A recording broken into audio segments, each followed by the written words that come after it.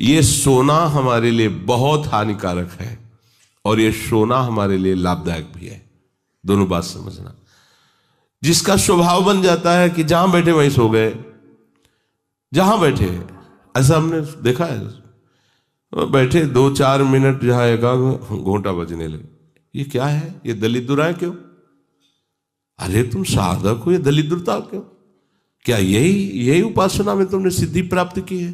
जहां बैठ जाओ वहां तुम लड़खड़ा गए, लार बहने लगी, सोने लगे, घोटा बजने लगे। ये दलिद्रता है, ये तमोगुणी है। ऐसा नहीं। एक बार नींद को समय दिया है, 3 घंटे 4 घंटे, आ जाए तो आ जाने, उसको निमंत्रण नहीं देना, राधा राधा राधा, और जग कर फिर वैसे ही अपनी दिनचर्या, कोई भी फर्क नहीं पड़ना। आप अभ्यास कीजिए, कोई फर्क नहीं पड़ेगा। कई दिन बराबर जगने पर भी आपकी दिनचर्या पे कोई फर्क नहीं पड़ेगा।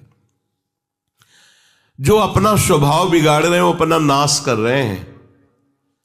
अधिक पड़े हैं, सो रहे हैं, ये ठीक बात नहीं है।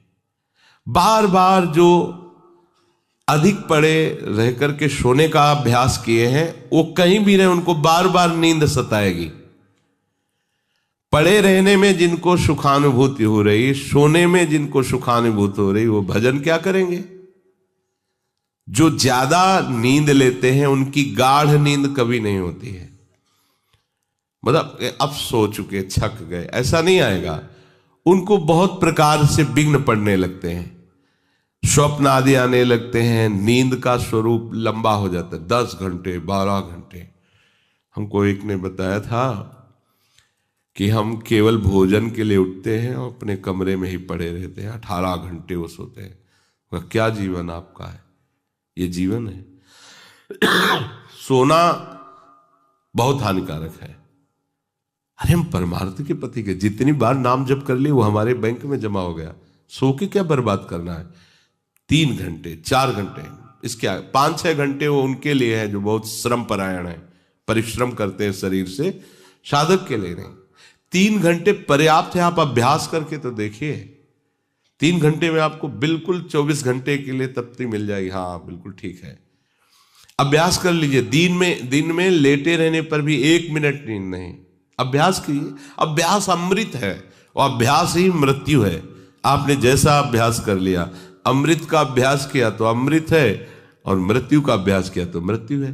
भोगों का अभ्यास करना, सोने का अभ्यास करना, प्रपंच में अधिक रुचि रखना, ये सब मृत्यु है। नामामृत, लीलामृत, रूपामृत, धामामृत, इसका अभ्यास करो, अमृत है ये।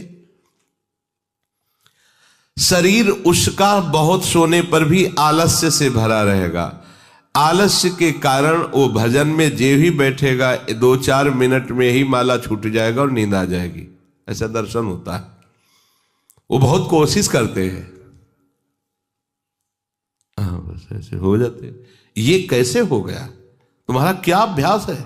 ऐसे कैसे कोई हम पे ऐसे कैसे हावी हो सकता है? कोई हमारे ऊपर ऐसा कैसे शासन कर सकता है? चाहे नींद हो या काम हो या क्रोध हो, आप क्या हो आप समझो। आप भगवान के अंश हो और आप इतना अधीन होते चले जा रहे हैं शरीर के। सत्संग हो रहा है, आप मुंह बगाड़ के सो रहे हैं। कीर्तन हो रहा है, आपको झटके नींद के आ रहे। धिक्कार है आपको जीवन को।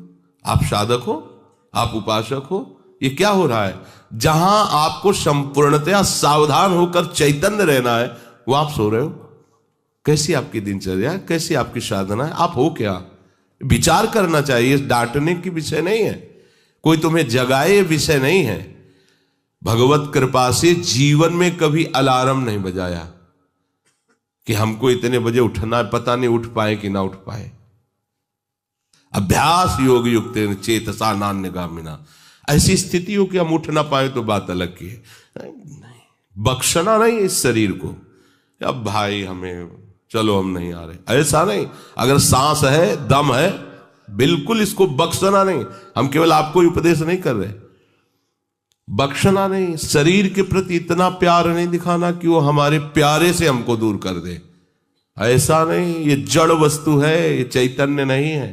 तुमसे ये चैतन्य है, तुम अपनी चैतन्यता को समझो, इसके अधीन हो रहे हो। ये तो बहुत बुरा लगता है जब कोई साधक सत्संग में या माला लेकर भजन करने में या पाठ करने में सो रहा है, तब लगता है। ग्रंथ सामने खोला है, थोड़ा पाठ कर, ऐसे ऐसे।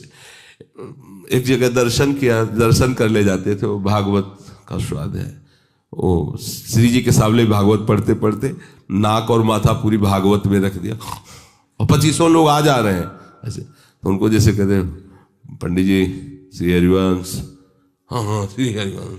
अब ये हो क्या रहा है, ये क्या हो रहा है? अगर आपके अंदर नींद है तो आप चैन से 1-2 घंटे सो लिए दीजिए और फिर बैठिए, चैतन्य होकर बैठिए। ये अपमान है शास्त्रों का। आप चैतन्य घन प्रभु के वचन पढ़ रहे हैं, आपको नींद आ रही, प्रभु की चर्चा हो रही, आपको नींद आ रही। कभी विषय चर्चा में आपको नींद आई? कभी फिल्म देखने में नींद आई? नौटंकी नाटक देखने में, रिश्ते नातेदारों से बात करने में, रिश्ते नातेदारों, आपका लड़का विदेश में रह रहा हो, उसकी कोई बात बता रहा हो, आपको नींद आएगी? नहीं आएगी। लेकिन अपने परम प्राण स्वरूप आत्म स्वरूप श्री प्रियालाल की चर्चा हो रही, आपको नींद आ रही है। अब हो क्या, क्या हो, जरा विचार करके देखिए। तो ये आलस्य के कारण उसके भजन में भारी बाधा हो जाएगी, उसका योग कभी सिद्ध नहीं होगा जो अधिक सोता है। सबसे प्रार्थना है आप अपने लिए नींद का समय निश्चित करें अपने हिसाब से, शरीर का परिश्रम देख करके। अब जैसे जो उपासक रात भर सेवा में लगे रहते हैं, हम उनके लिए कहेंगे कि चाहे दिन हो चाहे रात हो, आप 4-5 घंटे आराम से सोइए। प्रार्थना है कि सोइए, क्योंकि आप जवान साधक हैं, सोएंगे तो आपकी इंद्रियां फिर भजन में लगेंगी। आप अपने को देखिए, यदि आप कोई सेवा बल वाली नहीं करते हैं तो 4 घंटे से ज्यादा आप नहीं लें। अच्छा उपासक 3 घंटे में हो जाता है। अब आप लोग देख लीजिए, अपनी एक दिनचर्या में नींद का समय आप निश्चित कीजिए, और जो निश्चित कीजिए उसे कम से कम 10 वर्ष तो निभाइए। यहां 2-4 दिन में दिनचर्या बदल जाती है, ऐसे नहीं होना। साधु का ऐसा नहीं होता, कुछ नियम लो तो 10-5 वर्ष तो चलो, 2-4 दिन में सब फिसल जाते हो, क्या फायदा है? एक नियम लो, हम इतने घंटे सोएंगे, हम छूट देते हैं आपको, आप अपने आप ने नियम लो कि हमारा इतने घंटे में हो जाएगा। उस घंटे को आप लिख लो अपने सामने कि मुझे इतने घंटे केवल सोने के लिए सत्संग में अनुमति है, क्योंकि हमने वहां इतना नियम लिया था। आप ले, बताने की जरूरत नहीं। आपके द्वारा लिया हुआ नियम फिर आपसे कभी नहीं टूटना चाहिए। स्वीकार करो आप अंदर से कि आप इतना सोएंगे, पर लिमिट हम बता देते हैं। शरीर अधिक श्रमित जो सेवा में होता है 5 घंटे, गृहस्थी है तो 6 घंटे, साधक है 4 घंटे। भजनानंदी को कहना ही नहीं पड़ेगा, 3 घंटे में हो जाता है। इसी के अंतर्गत आप चयन कर लीजिए, 6 से 7 में मत बढ़ना, क्योंकि सत्संगी हो, इतना भारी श्रम तुमसे नहीं होता। बलराम ब्रजवासी है, 20 वर्ष की बात बता रहे हैं, एक दिन की नहीं, 20 वर्ष की नित्य दिनचर्या से वृंदावन की परिक्रमा, और कितनी मेहनत से चक्की चला करके 150 रुपया करके घर परिवार चलाना, संत सेवा करना, सत्संग सुनना, ये सब गृहस्थ है, परिवार है, भागे घूम रहे हैं परमार्थ के लिए, नंगे पैर पूरे वृंदावन। 20 वर्ष पानी गिरे, पत्थर गिरे, कोई मतलब नहीं, इतनी इतनी एड़ी फट गए एकदम। अब उनको क्या कहोगे? साधु नहीं कहोगे तो क्या कहोगे?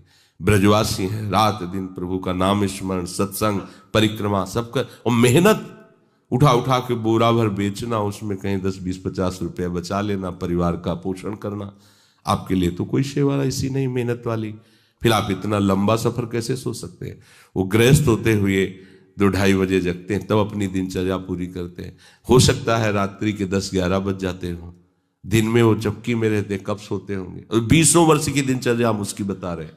आप विचार करो, आप साधक हैं, आप विरक्त हैं, या आप संसार से निवृत्त होकर वृंदावन वास करें, आप कितना सोते हैं? ये बंद करो, शरीर को सुखी करना बंद करो। ये शरीर को सुख देने की बात महादुख मोल लेना है कि जागने में इंद्रियों को वो सब मिल जाता है जो सांसारिक पुरुष को नींद में इंद्रियों को विश्राम मिलता है, उनको भजन में मिल जाता है। परंतु उस स्थिति तक पहुंचने के लिए समय से सोना आवश्यक है। जब विश्राम और इंद्रियों को खुराक नींद की मिल जाती है तो वो भजन में हमारा ज्यादा सहयोग करते हैं। इसलिए उचित समय निश्चित करो नींद का, और उतना ही आप उसको शयन के लिए दो, नींद आए या ना आए। ठीक समय पर उठ जाओ। उठने की प्रवृत्ति का होता है कि सबसे पहला काम, जहां आपकी घड़ी पे दृष्टि गई कि हमारा समय उठने, तो सबसे पहले बिस्तर से हट जाओ। आप ओढ़े हो उसको तुरंत हटाओ। गर्मी है, आप पंखा एसी जो भी चला, तुरंत पहले उसको बंद करो। सुविधाओं को पहले हटाओ, फिर बैठ जाओ। कुछ देर नाम जप, गुरुजनों का चिंतन, फिर अपनी दिनचर्या प्रारंभ। जो कंबल में ऐसे रजाई में ओढ़े ओढ़े ही सोच रहे अभी तो 2 बजने में 10 मिनट बकाया, 10 मिनट में उठ जाएंगे, तो ऐसा वो विक्षेप हो जाएगा कि वो 2 घंटे आपको समझ में नहीं आएंगे। फिर 4 बजे आप उठो, 4, बहुत गलती हो गई। ऐसे नहीं किया जाता। अपने लोगों ने ऐसे अभ्यास नहीं किया। तुरंत फेंको, तुरंत खड़े हो गए। पता है कि बैठेंगे तो नींद आई जाएगी। चलते हुए भगवत स्मरण कर रहे हैं, जल पिया, शौच स्नान, अपनी दिनचर्या में। ये चित्त हमारे वश में नहीं, हम चित्त के वश में है। जो चिंतन कराता है हम वही। कल एक उपासक प्रश्न कर रहे थे कि कभी कभी हमारा मन कहता हम निहाल हो गए, कभी कभी मन हमको कहता कि कुछ नहीं मिला। तो तुम मन को गुरु माने हो क्या? मन को आराध्य देव माने हो क्या? मन को अपना मित्र माने हो क्या? ऐसे सलाहकार की क्या बात कि कभी कभी कहता है तुम जीवन मुक्त हो गए, कभी कभी कहता है तुम विषयी हो। उसकी बात थोड़ी माननी है। वो अपनी स्थिति बता रहा है, मन तुम्हारी स्थिति नहीं बता रहा है। जब कभी भगवदानंद में तो मन कहता निहाल हो गया, और जब विषयानंद में तो लगता मैं फंस गया। तो तुम उसको देखने वाले हो, तुम उसको चलाने वाले हो, तुम ही से वो चल रहा है तुम्हारी शक्ति से, तो तुम रो काहे को रहे हो, व्यथित क्यों? मतलब कोई भी प्रश्न करने के पहले आपने चिल्ला के रो दिया, अब सब प्रश्न का रहस्य नहीं मिल पाएगा आपको, क्योंकि पहले ही देख लिया कि आप नहीं। गंभीर, किसी संत के पास जाने के लिए पहले गंभीरता पूर्वक प्रश्न करो। कोई भावुकता की बात आ रही है, आप रो देते हो तो अच्छी बात है। अब आप प्रश्न कर रहे हो, पहले तो चिल्ला चिल्ला कर रो रहे हो, पूरा वातावरण जो है आपने गंभीरता से रहित कर दिया। और दूसरी बात, आप समझोगा कि क्यों रो रहे हो। अगर प्रियाजू की प्राप्ति के लिए तो सभा में चिल्ला के रोने की जरूरत क्या है? प्रियाजू की प्राप्ति के लिए तो एकांत में रोइए, खूब नाम जप कीजिए। अगर सभा में आए हैं प्रश्न करने के लिए तो गंभीर रहिए और मुस्कुराते हुए प्रश्न कीजिए। ये रोना धोना नहीं, ये एकांत का विषय, अपने आराध्य देव के विषय में। कभी भाव आ रहा है तो बात अलग की है। हम चित्त के अधीन हो गए हैं, बस इसको सुधार करना है। चित्त की 5 अवस्थाएं होती हैं। उसी को मन कहते हैं, उसी को बुद्धि कहते हैं, उसी को अहम कहते हैं। समझना, उसकी वृत्तियों के कारण अलग अलग नाम पड़ा है ना। पूरे को एक हृदय कहते हैं, बोले मैं हृदय से कहता हूं, मतलब संपूर्ण अंतःकरण से कहता हूं। अंतःकरण 4 इसलिए हो गए कि उसकी वृत्ति 4 है। एक का काम है निश्चय करना, संकल्प विकल्प करना, चिंतन करना और क्रिया को स्वीकार करना। एक ही हृदय में 4 बातें होती हैं। तो जो निश्चय उसे बुद्धि कह दिया गया, जो संकल्प विकल्प उसे मन कह दिया गया, जो चिंतन उसे चित्त कह दिया गया, क्रिया को स्वीकार करना उसे अहम कह दिया गया। है एक ही हृदय। उसी हृदय को हम जब बात करते हैं तो उसे 4 रूपों में करते हैं।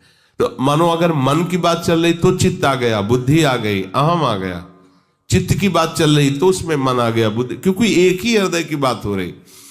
तो 5 अवस्थाएं मानी गई हैं। बहुत ध्यान से सुने तो इसमें हम अपने चित्त को भगवदाकार कर सकते हैं। चित्त की 5 अवस्थाएं शास्त्रों में ब्रह्म ऋषियों ने मनन करके पाया है। मूढ़ता, मूढ़ अवस्था, क्षिप्त अवस्था, विक्षिप्त अवस्था, एकाग्र अवस्था और निरुद्ध अवस्था। ये 5 अवस्थाएं पाई गई हैं। इनमें 2 से भजन नहीं होता। जिनके चित्त में ये 5 में 2 पहली वाली अवस्थाएं जोर की होती हैं, मूढ़ अवस्था और क्षिप्त अवस्था, उनसे बिल्कुल भजन नहीं होगा। वो पाप प्रवृत्ति में ही चित्त लगाने वाले जन हैं, उनसे भजन बिल्कुल नहीं होगा। जिनके ये विक्षिप्त, एकाग्र और निरुद्ध ये गौड़ हैं, एकदम दबे हुए हैं, और मूढ़ता और क्षिप्तता ये जागृत है, बहुत विशाल, उनसे भजन नहीं होगा, साधन नहीं होगा। वो पापाचरण रत रहेंगे, दान पुण्य भी करेंगे तो अहंकार की धरा में होगा। अब यहां से शुरू होता है साधन। विक्षिप्त से। कभी भजन होता है, कभी विषय चिंतन होता है, ये विक्षिप्त चित्त का होता है। कभी प्रभु अच्छे लगते हैं, कभी संसार अच्छा लगता है। अभी ये आगे पद्धति नहीं बढ़ी, ये विक्षिप्त है, पर ये अधिकारी है भजन का।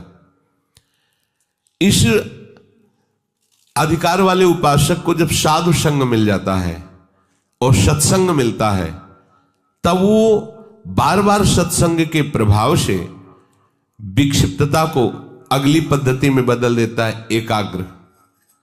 अब वो एकाग्र होने लगता है कि मेरे जीवन का उद्देश्य केवल भजन है, केवल प्रिया प्रीतम की प्राप्ति है। नहीं नहीं, अब संसार को मैं नहीं मानूंगा कि संसार मेरा है, संसार के संबंध मेरे हैं। सत्संग के द्वारा ये विक्षिप्तता एकाग्रता में बढ़ गई, और जब एकाग्रता में अपने आराध्य देव के चिंतन में तन्मय हुआ तो उसे आनंद मिलने लगा, तो सविकल्प समाधि में उसकी गति हो गई। सविकल्प, अभी विकल्प चल रहा है पर वो सम अवस्था को प्राप्त हो रहा, आनंद का अनुभव होने लगा। विक्षिप्त से भजन प्रारंभ होता है, एकाग्रता में उसको आनंद का अनुभव होने लगता है, और आगे है निरुद्ध अवस्था। चित्त के चलने की गति ही खत्म हो गई, अपने आराध्य देव में चित्त फंस गया, निरुद्ध हो गया। इसे कहते हैं निर्विकल्प समाधि। आप कोई कल्पना नहीं रह गई, केवल सम अवस्था, भगवदाकार वृत्ति, परमानंदमय। अभी ये चित्त प्रिया प्रीतम में हो गया। क्षिप्त अवस्था और मूढ़ अवस्था ये भजन नहीं होने देते।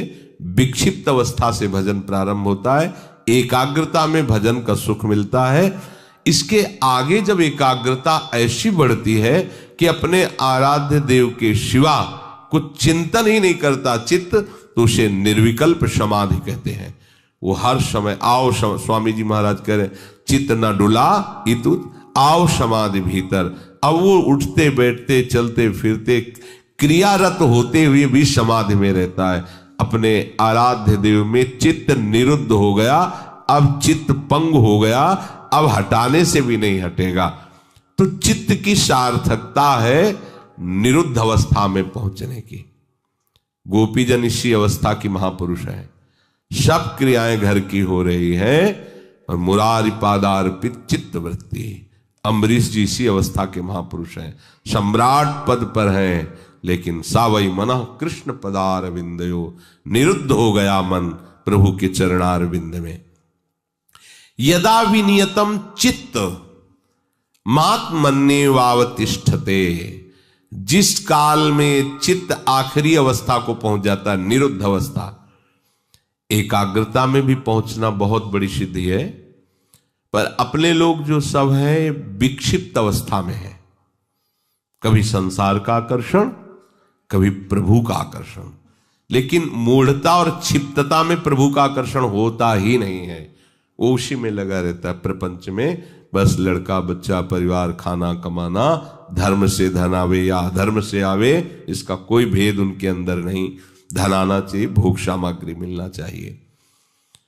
जो विक्षिप्त अवस्था से भजन प्रारंभ होता है वो संत संग से एकाग्र होता है, और भजन का जहां आनंद मिला वो निरुद्ध हो जाए, फिर छोड़ नहीं सकता।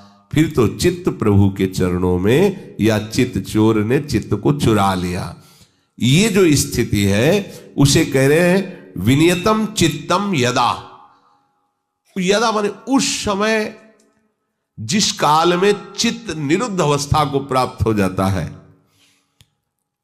वो स्थिर हो जाता है अपने स्वरूप में, आराध्य देव में। चित्त भगवदाकार हुआ कि अपना वपु अनुभव में आ जाता है, जो स्वरूप है सहचरी वपु। सहचरी वपु अपने आराध्य देव के समीप ही होती है, इसलिए आराध्य देव अलग से ध्यान में नहीं आते, अपने को वहीं देखता है, प्यारी जो प्यारे जो के समीप। जब राधिका श्याम प्रसन्न भये, तब नित्य समीप सु खैंच ले, और हरिवंश समीप सदा तिनके, सुख संपत्ति दंपति जो जिनके। तो हम अभ्यास करें, हमारा चित्त विषयों में विक्षिप्त न हो, प्रभु के नाम रूप में एकाग्र हो, और ऐसा एकाग्र हो कि फिर चलायमान ही न हो, अर्थात निरुद्ध हो जाए, तो हमारी स्थिति प्रिया प्रीतम की समीपता का अनुभव करने लगेगी। वैसे तो हर समय सावधान, पर सोते समय ऐसे सावधान होना चाहिए जैसे मृत्यु के समय योगी जन अपने सारे इंद्रियों को समेट लेते हैं। नहीं सो गए तो उसमें हमें टेंशन नहीं लेना, या अभी नींद नहीं आई, 10:30 बज गए, 11 बज गए, ये नहीं। जब आप सैया पे शयन करते उस समय असावधानी हुई तो विकार छा जाएगा, ध्यान रखना।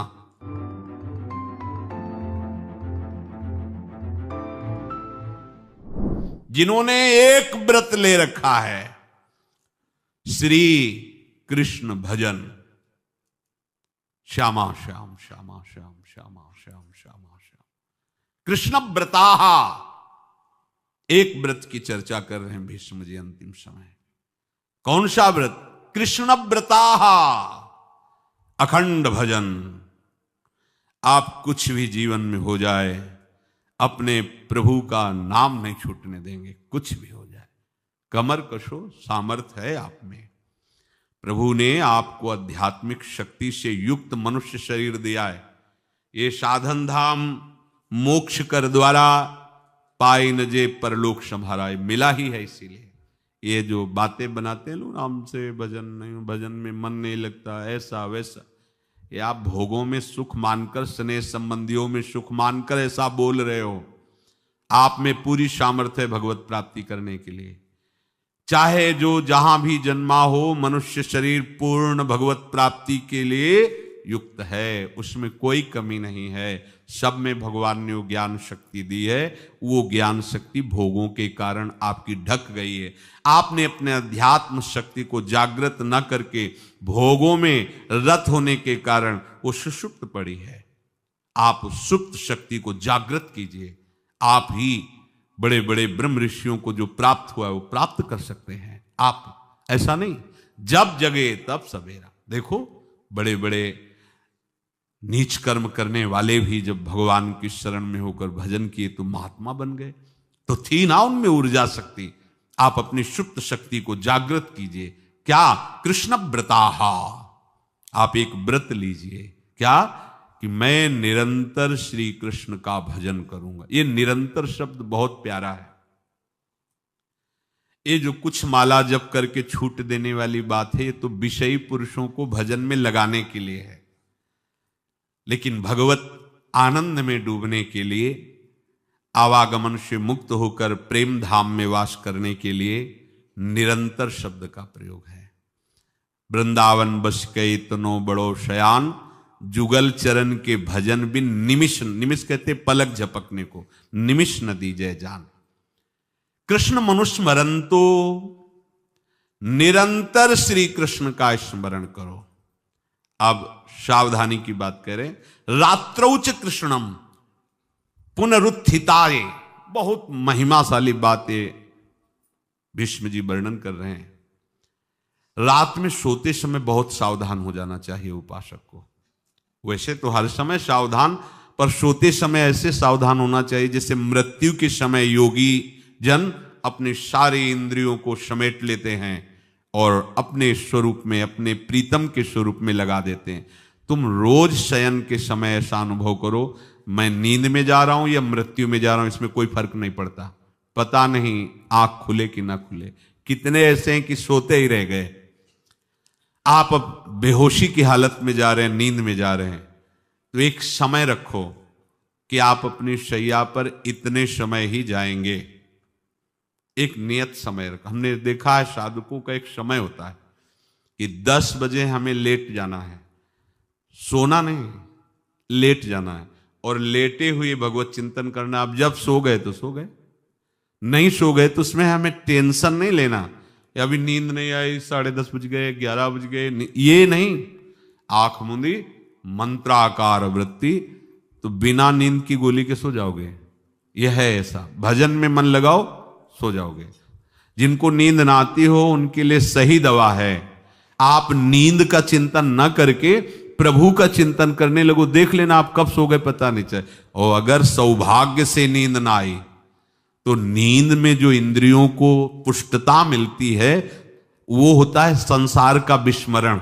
नींद में खास बात क्या होती है कि संसार का चिंतन छूट जाता है, फिर वो मस्त हो जाता है। उसमें जो ऊर्जा शक्ति वो जागृत होती, संसार के चिंतन से ऊर्जा शक्ति नष्ट होती। तो 4 घंटे 5 घंटे संसार के चिंतन से रहित पड़ा रहा सुषुप्ति में, तो उसे ऊर्जा शक्ति फिर आ गई। और अगर 4-5 घंटे आप प्रभु के चिंतन में रहे तो संसार का चिंतन छूटा, आनंद सिंधु का चिंतन हुआ। तो ये नहीं होगा कि आज रात्रि सोया नहीं तो बहुत टेंशन है, परेशानी, ऐसा नहीं होगा। ये बहुत सावधानी की बात, प्रायः इस सावधानी में नहीं रहा जाता। बचपन से सदगुरुदेव भगवान ने यही शिक्षा दी थी, गुरु कृपा से ऐसे उपदेश मिले थे। सोते समय कोई वार्ता नहीं, कोई अन्य चिंतन नहीं, चुपचाप अपने मन को हटाकर केवल इष्टमय करो। कब नींद आ जाती है इसकी चिंता मत करो, इष्टाकार वृत्ति करके ही सोना चाहिए। तो आगे जो लिखा है पुनरुत्थिताय, जब उठो तब वैसी वृत्ति, तो कुछ दिन बाद स्वाभाविक हो जाएगी, स्वाभाविक हो। अपने तो इतना तक देखा है कि जैसे आधा पद में होश रहा और निद्रा आ गई, तो जब चेतना आई तो उसी पंक्ति से, जहां से होश गायब हुआ था, उसी पंक्ति से जागरण प्रारंभ हुआ। ऐसा ही जब ऑपरेशन के समय बेहोश किया गया था तो उनसे कहा था हमें बता देना कुछ मिनट पे, तो उनका हाँ लगाने वाले इंजेक्शन और कुछ ही सेकंड में इसका असर, बस।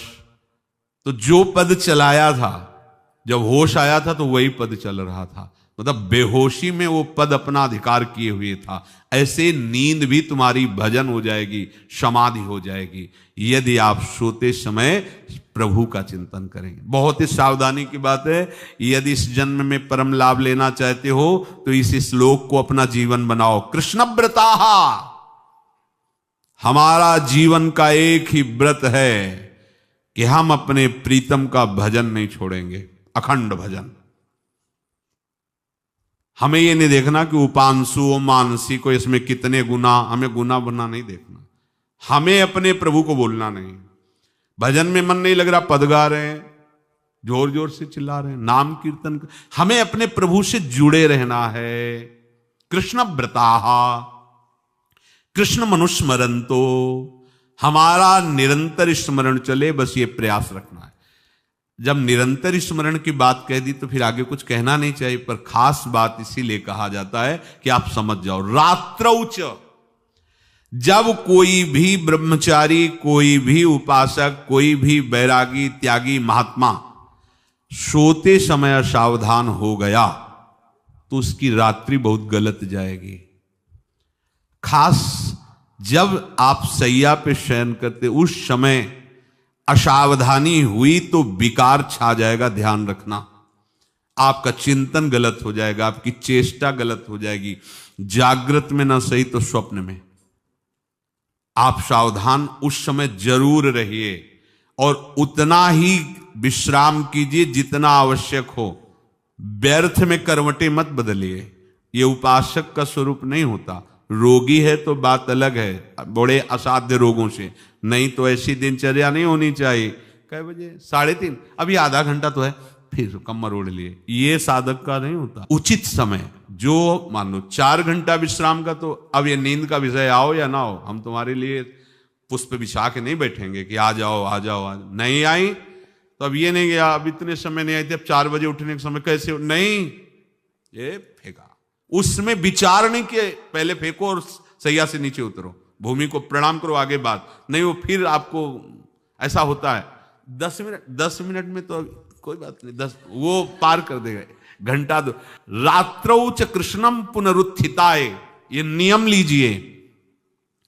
सोते समय आप बिल्कुल मृत्यु दशा की स्थिति लाइए, जैसे मरने वाला नहीं होता, सब जगह से मन हटाकर। और सच्ची है, पता नहीं आंख खुले कि ना खुले, ये बड़ा धोखे का जीवन है। ये ऐसे हजारों लोग सोए और सोते ही रह गए। हमको धोखे में नहीं रहना। सुबह जग जाएंगे तो फिर भजन करेंगे, लेकिन हम बिल्कुल तैयारी में। तो जब ये था कि किडनी कभी भी फेल हो सकती, तो हमें ज्ञान तो था नहीं ऐसा उस समय, तो हम रात्रि में जब शयन का सो तो कपड़े कौन थे, कोई पैंट शर्ट थोड़ी थे सब हटा, चला ऐसे रज लगाई, राधा वल्लभ जी को ऐसे बांधा, चरणामृत लिया, पूरी तैयारी में, क्योंकि पास कोई था नहीं, तो ये होता था कब मर जाए। कैसे बताएं कितना सुख, एकदम युगल चरणारविंद में तदाकार होते ऐसे वो। इसीलिए कहते हैं कि प्रतिकूलता और अव्यवस्था और दुख ये भगवत प्राप्ति का प्रधान साधन है। अव्यवस्था, प्रतिकूलता और दुख, ये अभ्यास उसी से। जब शाम के शयन करते तो पहले वृंदावन को प्रणाम करके और ऐसे भावना में प्रिया प्रिया कहते कि जैसे भी आपके हैं, अगर शरीर छूट जाता है रात्रि में तो आप धोखा ना करना, आप बुला लेना अपने। और कैसे बताओ उस समय कैसे भाव होते थे, कोई पास नहीं, कोई सुविधा नहीं, 1 रुपया नहीं, तो एकदम दैन्यता, एकदम कितना सुख मिलता, वो एकदम केवल भगवद आश्रित। तो रात्रौ च कृष्णम पुनरुत्थिताय, ये बहुत पकड़ने वाली बात है। रात्रि के समय कोई और चिंतन न बनने पावे। देखो अभ्यास, और उस समय खास करके विषय चिंतन बनता है, ध्यान रखना। दिन भर लड़ते रहोगे इंद्रियों से, और जब आप शयन के समय जाओगे तब वो अवसर ढूंढेंगी और आपको विषयों में फंसाने की चेष्टा करेंगी। कोई क्रिया या पूर्व में कोई क्रिया या कोई दृश्य या कोई बात, अगर कहीं मोबाइल से मित्रता है और बगल में रखा है तो भूल जाओ, रात्रौ च कृष्णम पुनरुत्थिताचे। जब तक नींद नहीं आती तब तक फिर वो ऐसी सामग्री डाल देगा कि वो बर्बाद हो जाओगे। साधक मान लो, हमारी प्रार्थना मान लो, हम मानते हैं कि आज के समय में यंत्र का बहुत बड़ा प्रभाव है। अब यंत्र का प्रभाव देख लीजिए, यही छाती पे मोबाइल होगा, यही धड़कन के साथ वो घंटी बजे और कुछ नहीं। ऐसा भगवान का खेल रचा है।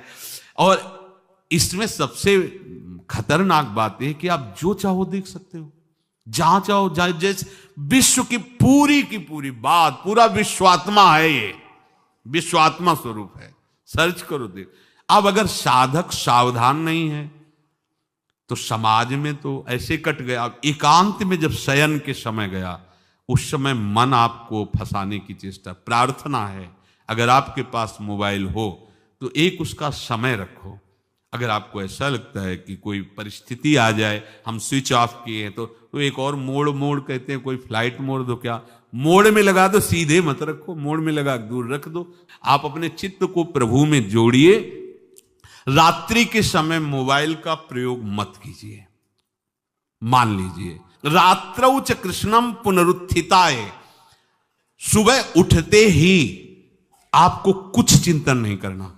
सबसे पहले उठते ही, यदि आपके अभ्यास में आ गया तो ऐसा ही होगा, नहीं तो आपको पहले सदगुरुदेव भगवान का प्रणाम नमस्कार और कुछ भक्तों का, और फिर नाम जप। भले 5 मिनट ही करो, अपने आराध्य देव का सुमिरन, फिर अपनी दिनचर्या करो। ते कृष्ण देहा प्रवशन्ति कृष्ण माज्यम यथा मंत्र हुतम हुताशे। वो ऐसे श्री कृष्ण रूप होकर श्री कृष्णमय हो जाते हैं जैसे मंत्र पढ़कर हवन किया हुआ घी अग्निमय हो जाता है। ऐसे ही यदि आप निरंतर प्रभु के चरणारविंद का आश्रय लेकर उनका भजन करोगे और रात को पवित्र रखो, दिन तो समाज में कटेगा, आपका एकांत पवित्र होना चाहिए। जरूर इस बात पर ध्यान दीजिए, आपका एकांत पवित्र होना चाहिए। एकांत में मन अधकचरे साधकों पर शासन करके उनको भ्रष्ट करने की पूरी ताकत लगाता है। आप मन को सहयोग मत कीजिए, मन को डराइए, ऐसे कोई आचरण मत कीजिए, नहीं तो क्या होगा, ये सब ऐसे ही लगेगा, फिर वो आनंद नहीं। जब तक भगवदा आनंद नहीं, निज सुख बिन मन होई की थीरा, अगर आपको हृदय में भगवदा आनंद नहीं मिला ना, तो ये सब बातें केवल रह जाएंगी, होंगे बुरे आचरण ही, आचरण आपके बुरे ही होंगे, देख लेना। इसलिए सावधान। सुबह उठते समय ये आप नित्य अभ्यास कीजिए। सबसे पहले चेतना आने पर गुरुदेव भगवान को प्रणाम करें। मेरा जीवन उनके आदेश से ही उनके आराध्य देव में लगेगा। हमारे आराध्य देव नहीं, अभी तो हमें यह देखना है कि गुरुदेव के आराध्य देव वही देंगे हमें प्रिया प्रीतम, तब हमारे हृदय में अपनापन होगा। गुरुदेव की कृपा के बिना ये आराध्य देव रीझने वाले नहीं हैं। अधिक भोजन, पांचवा है अधिक भोजन। सच्ची मानिए, ये अनुभव की बात कहते हैं। अल्पाहार और अधिक भोजन दोनों आप करके देख लो। अधिक भोजन करने वाले की भजन में रुचि नहीं रहेगी। अगर दोनों टाइम आप भोजन जितना चाहिए उससे अधिक लोगे तो आप ब्रह्मचर्य रह ही नहीं सकते, आप भजन कर ही नहीं सकते, आपकी भजन में रुचि नहीं रहेगी। वो एक खिलवाड़ केवल होता रहेगा, दिन पार होता रहेगा। और आप 2-4 दिन आपको थोड़ा परेशानी पड़ेगी किसी भी संयम को धारण करने के लिए। आप उसे धारण कीजिए, फिर आप देखिएगा। अगर आप 15-20 दिन ऐसे संयम से चले, फिर आपको हम ही छूट दे दें तो आप कहोगे नहीं बस ऐसा ही ठीक है। धीरे धीरे आपको हर इंद्रिय, हर वृत्ति को अपने आराध्य देव प्रियालाल में समर्पित करना है। रोज का रोज हमारी आयु नष्ट हो रही, हमारा लक्ष्य केवल यही बना हुआ है, संसार के भोग। सोचो हम कहां खड़े हैं, हमें कहां पहुंचना है। अधिक भोजन ये भजन का विघ्न है, पांचवा। और छठा है उपासक होकर हंसी मजाक गंदी करना। उपासक भी हंसते हैं अपने आराध्य देव की, अपने उपासना की, उपासक जन मिलकर वार्ता। ऐसा नहीं कि सांसारिक उनको कॉमेडी उनको सुन के हंसना पड़े, उनको प्रोग्राम देखना पड़े कि हाँ चल रहा है कॉमेडी को हम हंस रहे हैं। ये साधना है क्या? हंसने के लिए तुम्हें तो प्रियालाल बहुत है, हास परिहास रसिका। या उपासक जन आपस में बैठ करके भगवत वार्ता, पवित्र वार्ता से विनोद, नहीं तो विनोद की ठौर कहां है। बिल्कुल नारायण हरि भजन में पांचों न सुहात, विषय भोग निद्रा हंसी जगत प्रीति बहुबात। तो हंसी मजाक करना ये उपासक का भजन का विघ्न है, ऐसा न करें। सातवां है अपने रिश्ते नातेदारों के प्रति आसक्त हो जाना, जैसे स्त्री पुत्र और भी जो संबंध है इनमें आसक्त। भजन नहीं बन पाएगा। सबकी ममता ताग बटोरी, मम पद मन ही बांध पर डोरी। आठवां है क्रोधी स्वभाव बना लेना। जरा से कोई बात करे तो बस एकदम गुस्सा होना। नहीं, आप भजन करने वाले हो। कभी कभी किसी की प्रतिकूल चेष्टा, अब जैसे आप परमार्थ में चल रहे हैं, किसी को परमार्थ संबंधी ही आप सावधान कर रहे हैं, वो आपके सामने ही प्रतिकूल आचरण कर रहा है, आपको गुस्सा नहीं होना है। ये आपकी भी तो परीक्षा हो सकती है। भगवान आपको भी तो देख रहे हैं कि आप उपदेश ही केवल देते हैं या आपके भी जीवन में कुछ है। इसलिए आप खुद देखो आपके जीवन में क्या है। उस समय आप प्रशांत आत्मा विवेक के द्वारा अगर कहीं भी स्फुरण हो रहा है क्रोधा, तो उसे शांत कीजिए। वो क्रोध दूसरे का अहित करेगा कि नहीं करेगा, पर आपका हित हो जाएगा, आपका हृदय पवित्र हो जाएगा, आपके हृदय में जलन पैदा हो जाएगी।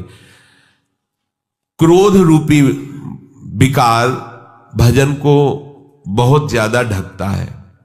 पूज्य श्री पाद बुढ़िया बाबा जी महाराज, 1 महीने में अगर कस के 1 बार गुस्सा आ गई तो 1 महीने का भजन ढक जाएगा। वो भागवतिक तेज प्रकाशित नहीं हो पाएगा। और 12 बार साल में गुस्सा आ गई तो पूरे साल का भजन ढक गया। और यहां दिन में 12 बार आ जाता होगा गुस्सा। ये ऐसा कैसे, ऐसा कैसे? गुस्सा नहीं करनी, क्रोध नहीं आने देना अंदर से। 9वां है हिंसा करना। हिंसा वाणी से भी होती है, मन से भी होती है और शरीर से भी होती है। जो भगवत मार्ग का पथिक है सावधान रहता है। शरीर से तो हिंसा मुश्किल ही बनती है। किसी भी जीव को कष्ट देने का स्वभाव होने वाला साधक कैसे हो सकता है? किसी भी जीव को पीड़ा देने वाला कैसे साधक हो? परमार्थ का पथिक वो हो ही नहीं सकता, वो तो नाटकबाजी है। किसी भी जीव को शरीर से पीड़ा कैसे दे सकता है? वो नहीं दे सकता। बड़ी सावधानी रखने की जरूरत है। किसी भी जीव को नहीं। सांप मारो मारो मारो, बिच्छी मारो, कुछ को देखते छिपकली ऐसे भयभीत हो जैसे मगरमच्छ हो छिपकली, हाँ उसको निकाल के मार। ये सब बिल्कुल सावधान। बाबा श्रीधर जी महाराज कालीदय 10-12 छिपकली मच्छरदानी में ऊपर, मच्छरदानी ऐसी मच्छर के हाथ 10-20 जगह से डाल सकते हो, ऐसी मच्छरदानी लगी थी। क्या रात दिन भजन में डूबे हुए। वो ऐसा नहीं था कि वो छिप जो जाते थे अपने लोग तो आपका लक्ष्य प्रभु है तो आप में सबको प्रभु को देखना होगा, सब में प्रभु, कोई भी बाधा नहीं पहुंचा सकता।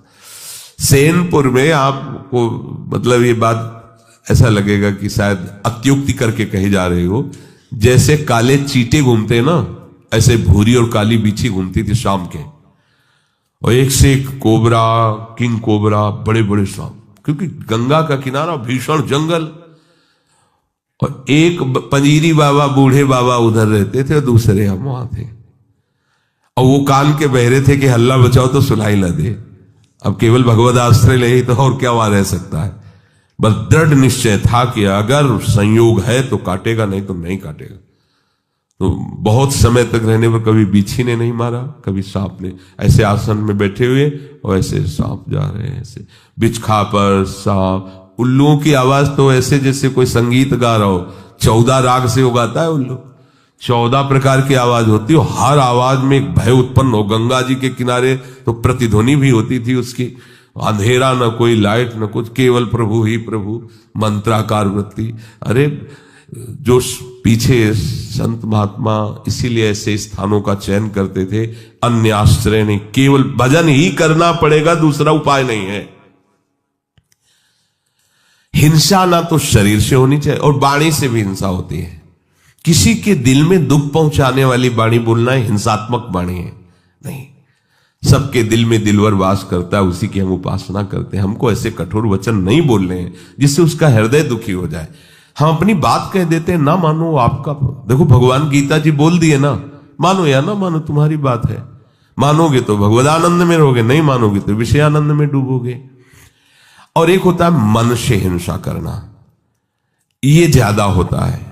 शरीर से हिंसा करना तो साधक मार्ग में बहुत ही निंदनीय है। वो तो शायद ही कोई ऐसा मूर्खतावश कर दे, नहीं तो नहीं करेगा, क्योंकि वो साधक मार्ग में चल रहा है। उपासना मार्ग में काहे कि किसी जीव की हत्या करेगा। वाणी से वो भी चूक कर सकता है, किसी को ऐसे दुखद वचन, जाओ भोगोगे, ये भी दंड है ना, ये भी आप हिंसात्मक वचन बोल रहे हैं। अगर आप भजन करते हैं और आपका वचन लागू हो गया, जाओ भोगो, तो आपने उसके लिए विधान कर दिया ना दुख का। तो साधु से होए न कारज हानि, साधु तो परहित परम मंगल करने वाला होता है, उसके दुख का विधान कैसे करे। और मन से होता है कि जब कोई हमारे प्रतिकूल चलता है तो एक जलन होती है, उस जलन में हमारे अंदर निकलता है, भोगोगे तुम, फिर आगे चल करके तुम देख लेना तुम्हारी दुर्गति होगी, तुम अमुक कष्ट पाओगे, जाओ ऐसा ऐसे। वो जो मन है ना, वो अपने आप संकल्प करता है, तब इसको समझ में आएगा कि ये जो हमारी प्रतिकूलता कर रहा है ना, तब इसको समझ, ये सब बातें नहीं होनी चाहिए। अगर ये बातें हैं तो आपके भजन में टांग टूट जाएगी आपकी, आप भजन की चढ़ाई पे नहीं चढ़ पाएंगे। ये टांग तो सुरक्षित बनी रहे चाहे, लेकिन भजन की चढ़ाई आप नहीं चढ़ पाएंगे, आप फिसल जाएंगे। जो दूसरे का तनिक भी अहित सोचता है, उस दूसरे का अहित हो या ना हो, तुम्हारा उसी क्षण से अहित शुरू हो गया, उसी क्षण से तुम्हारा हानि शुरू हो गया। 10वां है काम विकार। ये चाहे कर्म मार्ग का पथिक हो, कर्मयोग, भक्ति योग, ज्ञान योग, ये तीनों मार्गों में अपना एक छत्र, बाधा का राज्य उपस्थित करता है काम। ये छोटी मोटी शक्ति नहीं, चाहे ज्ञान मार्ग में हो, चाहे कर्मयोग मार्ग में हो, चाहे भक्ति योग मार्ग में हो। ये ऐसा भागवतिक सैनिक है कि हर जगह इसका प्रवेश है, विघ्न पहुंचाने की इसमें ताकत है, इसीलिए सब इससे डरते रहते हैं। अगर इससे डरते रहोगे तो निर्भय हो जाओगे, और इससे डरना बंद कर दोगे तो फिर डर तुम्हें कभी छोड़ेगा भी नहीं। ध्यान रखना।